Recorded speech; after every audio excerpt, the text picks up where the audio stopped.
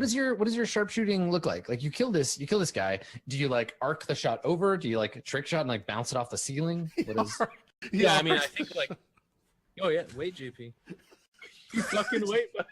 Shut up. I like pull up, look, and I see the one that's like out in the open, like, and I'm like, no, that can't be the one that hit me.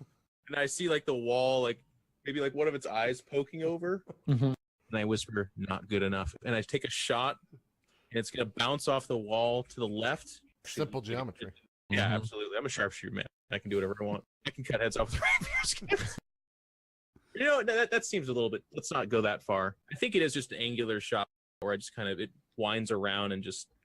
My variation would be that like you just shoot up enough so it arches, and the arrow's literally like a fucking whatever the shuttlecock just floating through the air, and then it hits the guy and his head just like falls off. Yep, perfect.